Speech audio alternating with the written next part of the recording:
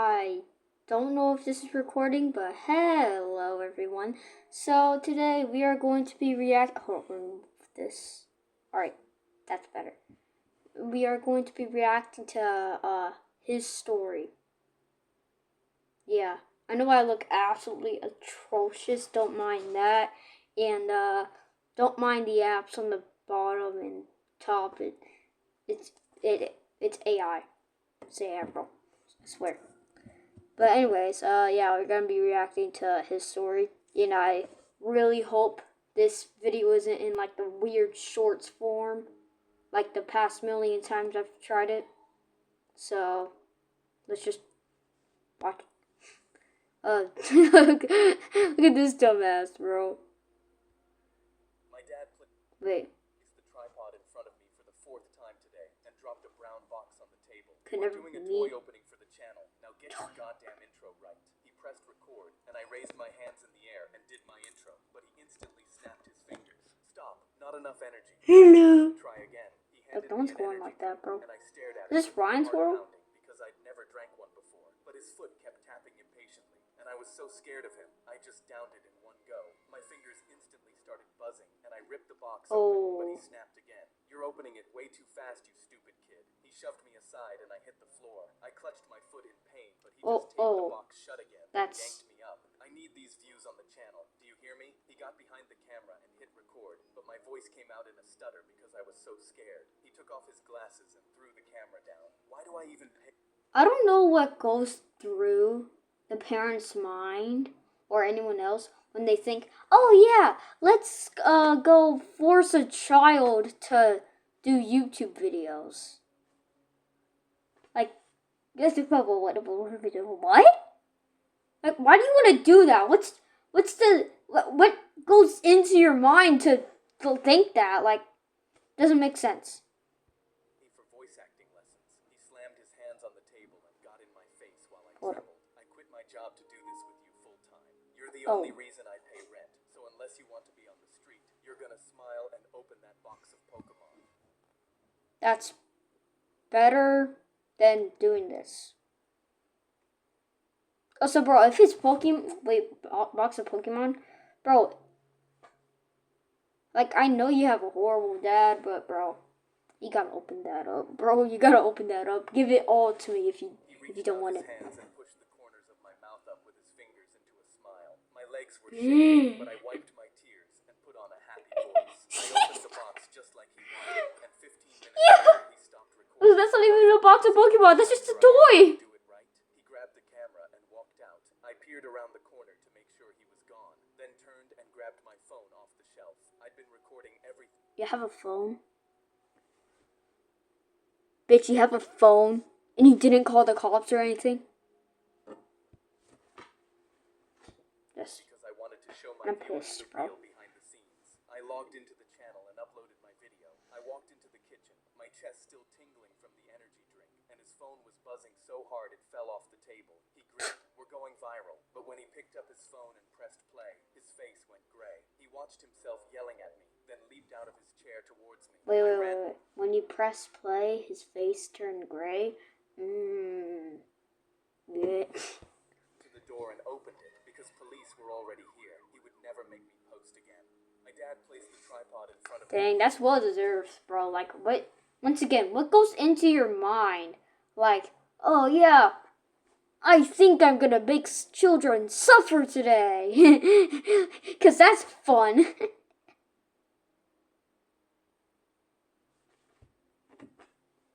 Like, bro, I think I might put my camera. No, that's gonna. I really don't know where to put this face cam. What looks the? Oh, that looks dark. I gripped the railing of the cruise ship. Face my fit. Oh, I've seen this. Cold water hit the back of my head. I spun around and saw Gary pointing me out to the whole pool deck. Everybody look. The kid who's scared of water came on a boat. I booked the cruise to finally.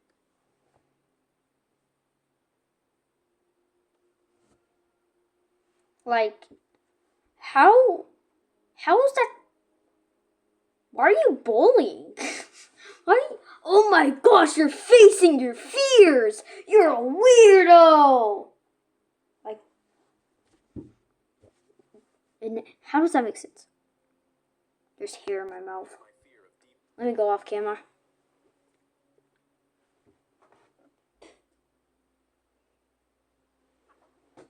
Alright, yep. It's all good now.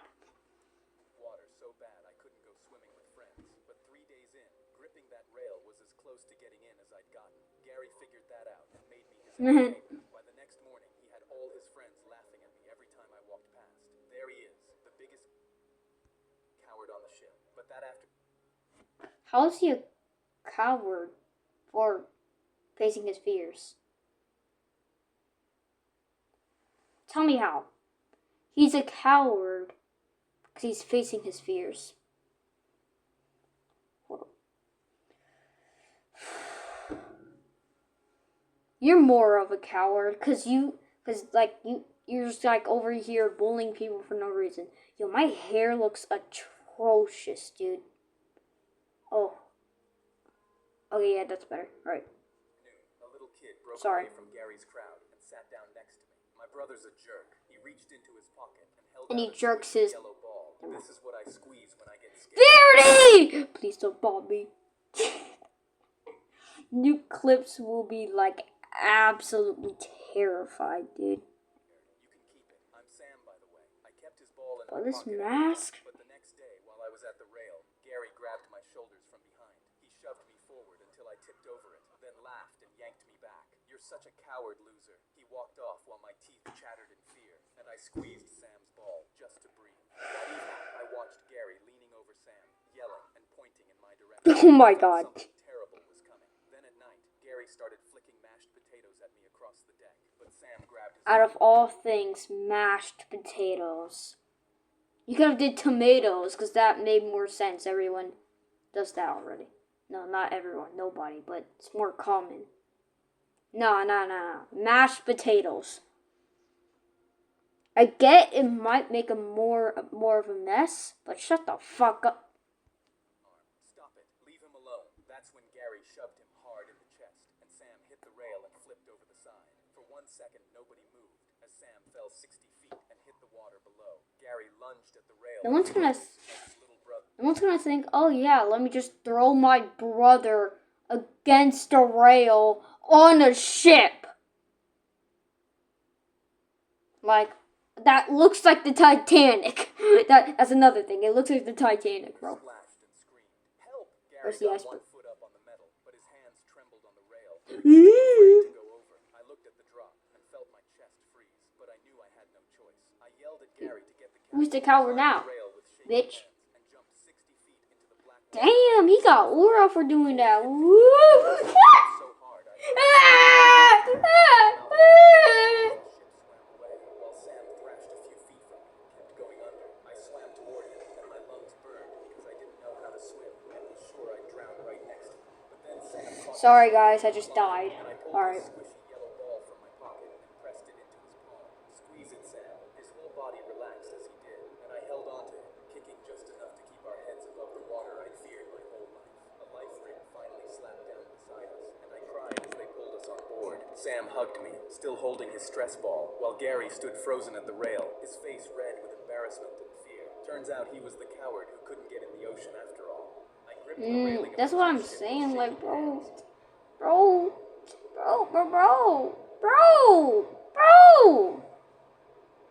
Bro, why I'd be looking ugly as fuck with this mask, bro? Hold up, I'm gonna cover my camera. Let me go get my gun. Why the fuck would you make fun of that bitch? I did it, man, I did it. Ah! Sorry, guys, I just had to kill him. Anyways.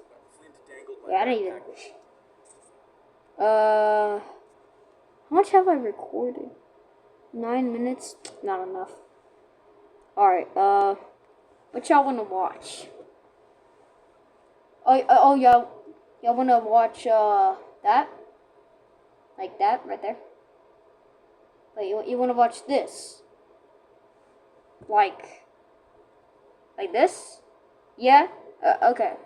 Flint dangled my backpack over my head at my new school and taunted, "Reach for it, Gnome." I was 4'11" and the whole hallway laughed while I jumped. When school Man, he's ended, barely I cried the shorter entire than way you, home bro. Because I thought I was already done growing and was cooked for life. But when I got to the house, my new neighbor pushed a plant into my hands. Water it every morning, he said. As it grows, so will you. I stared at him blankly and could have sworn he was trying to make fun of me. But the next morning, my jeans stopped above my ankles. I'd grown an inch overnight. I immediately banged on the neighbor's door to find out what the hell he'd given me. But his house was empty. It was like no one had ever lived there. But I kept watering it every morning. And every morning my clothes fit worse and I stood a little taller. 2 weeks in Flint barely reached my shoulder, and he moved out of my way without a word. I couldn't believe it, and I laughed to myself. We got magic plants before we got GTA 6. And after just 3 weeks, I was 6'7". Bro's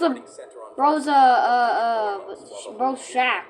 Girls would even wave at me during games, and I felt like I was him. One night, I was thanking the plant for everything it had done for me when a white light poured straight through my curtain. The glass cover I'd kept over the plant was shattered across my carpet, and the plant was sitting on the windowsill like someone had put it there. The neighbor stepped out from behind the tree, the same one whose house had sat empty for weeks. "It came back for the plant," he screamed. "Push it down now, or it'll take you instead." I immediately pushed the plant out of the window. Suddenly, a green light shone so bright it burned my eyes. And when I opened my eyes, the plant was gone. I've been 6'7" ever since, and now at school they call me Le Bum instead of Gnome. Flint dangled my Le Bum. That might be worse, honestly. Le Bum. Nah, bro. Actually, I shouldn't be talking, bro. I should not be talking, bro. I should really not be talking. I walked into class. Okay, now, which one y'all want to watch? Y'all want to watch, y'all want to watch that one? This one? Or maybe that one? Like, which, this one? Oh, you want this one? Alright, yeah. I walked into the local high school workshop where the teacher immediately... I don't even know if it counts, like, whatever. He works at NASA. He's here to help you with your rocket prototype for your live demonstration in an hour. But when I walked over to the first group, the kid packing the powder instantly sneered. "Listen, man, I don't need some intern who fetches coffee telling me what to do." I crossed my arms. He's more professional than you. Like, bro, if you know you're gonna die, then at least take a chance, dude.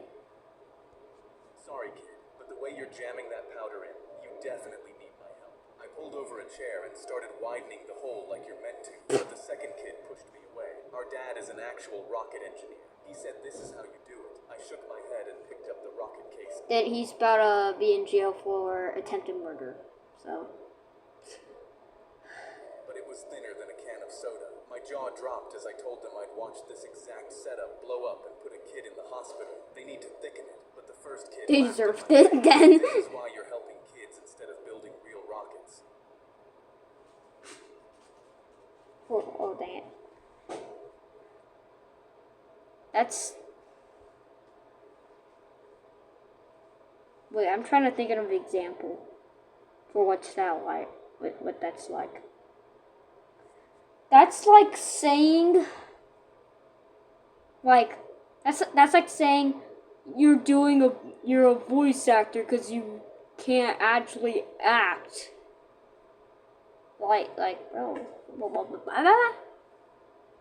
Our dad said that's okay. The second kid snickered. "Yeah, did they fire you?" He hugged the rocket to his chest and told me to go help someone else. So I did. Every other group listened to me. During the demonstrations, every As they group's rocket should, though. flew perfectly. But then, it was the two kids' turn. I saw Oh, yeah, they're prototype dead. and instantly They're shouted, dead. "Do not light that. Your rocket will burst. You could get hurt." But the first kid rolled his eyes and turned to the teacher. "Our expert over here is a little scared, but trust us. We didn't..." What do you gain from lighting it? Like, I get it, you light it and shoo, and then it's like kaboom, and it's so cool, wow. Yeah, I get that. But like if you don't do it, you know you're gonna be safe. So, Everything just like our dad also, I'm sorry for They pausing flicked so their much. lighter to I the just, powder, but the rocket didn't fly. They leaned in to light it again. And why would you light it like the that? powder shot out. Why would you not even pick it up, put it upwards an inch? But no, you decide to you decide to light it like this instead of this, so it won't go up. So that means that even if that did work, someone could still get hurt. Even more, maybe. You're just stupid. Covered them both, and a loose piece of metal came flying and caught the first kid in the head. He fell and knocked his brother down to the floor with him. I stared at their broken rocket, then at them, covered in powder. You do know your dad works under me, right? If he actually told you to do this, I need to have a talk with him in the morning. I to the local high school work. Alright, now what y'all wanna watch?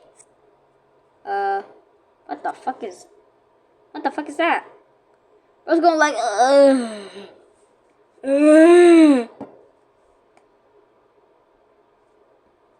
friends and I were playing hide and seek after school when I spotted a low air vent with a loose grate and knew I'd found the perfect spot. The second my friends started counting, I pried it open and crawled in head first, the grate snapping shut behind me. As the youngest, I was dead set on beating the big kids, and in here, no one was ever finding me. But when I tried to wiggle back out, my shoulders jammed against the metal and my stomach dropped. I pushed harder, didn't budge, and realized if nobody found me, no one would even know I was here. Through the grate, I watched the seeker drag my friends out of the Isn't that like the whole purpose? Don't you want that?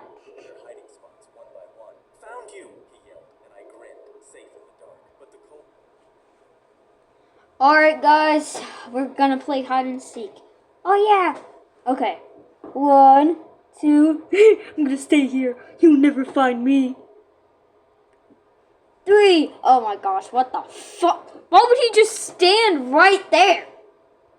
air kept pouring over me, numbing my body, and my legs started cramping against the metal. So I figured it was time to climb out and claim my victory. When I pushed backward toward the grate, my hands slid on the freezing metal, and I lurched forward instead, wedging deeper until I couldn't move at all. My heart slammed against the metal, so I grabbed my phone to text them where I was, but it slipped out. And of my it's gonna hand and slip clattered out, through yep. the grate onto the floor. I had no way to call for help, So I predictable. screamed and banged my head against the metal. I but wish was it too deep reacted for to anyone Army. hear me. Then, far away, I heard my friend say, "Can't find him anywhere. He probably went home." Footsteps started fading down the hall, and I would have given anything to be found. So I screamed louder than I ever had in my life. I screamed until my throat was raw, sure no one was coming. Then the doors crashed open below, and heavy footsteps filled the hall. "I've got a phone over here," and I heard screaming. A deep voice called, inches from the grate. I banged one last time, and the metal shrieked as someone wrenched the vent open, hands clamping around my legs and hauling me out into the light, freezing and gasping. Cops I and firefighters wonder what they thought when like they saw the kid just like it's like, what is this kid doing here? Have fun with your life, but don't be doing this shit. Like, bro. over me, my friend stunned behind them, and dangling from an officer's grip was my phone, the one thing that gave away where I'd disappeared. My friends ran over and hugged me. "Bro, you're a hide-and-seek legend." My friends and I were playing hide and Nah, shit, really?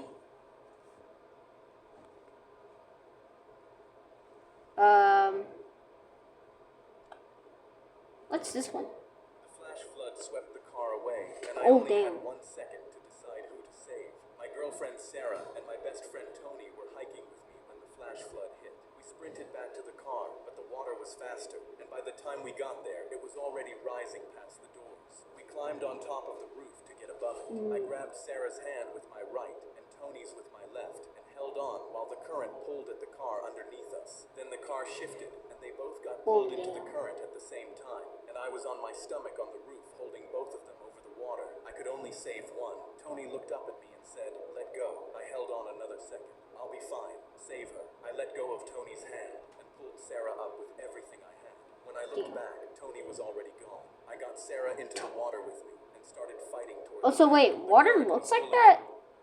I swear it's like clear or blue. I've seen green water or something like that, but gray water, I've never seen that in my life. Is that just melted metal? Like, my legs from every direction. like you can't even see 2 inches past that. One arm locked around her waist, and she had both hands pushing against my chest, trying to turn around, trying to see where he went. Tony, Tony, Tony. I couldn't look back. I dragged her up the embankment on my knees until we cleared the water and collapsed on the grass. She was coughing, gasping, both hands in the dirt. I got to my knees and looked back at the water. Tony wasn't there. I sat there on the bank and thanked God she was alive. I'd let go of my best friend to drag her out of that water. Her lungs were working, and that was supposed to be enough. But she wasn't holding on to me. She was on her hands and knees in the mud, screaming Tony's name at the river like she could pull him back out of it. I reached for her and she saw me. both arms stretching past me toward the water, and that's when it hit me. I gave up Tony so she could live, and she didn't even know I was there. I was going to spend the rest of my life holding a woman who would never stop reaching for the man I let go of. She was still saying his name. The flash flood swept the car over. Bro, nah, you don't deserve a girl like that, bro. You really don't. At the same time, bro, you let go of your homies. Let go of your homies, bro. Let go of your homies. But also, like, he did say, alright, let me go. Let me go. So, like, he knew what was coming. But at the same time, bro, at the same time, you couldn't, like, save them both or kill them both or, like, bro. Alright, yeah, I know that's gonna be it for today. And I hope you have a wonderful day. Yeah, let me mess around with this.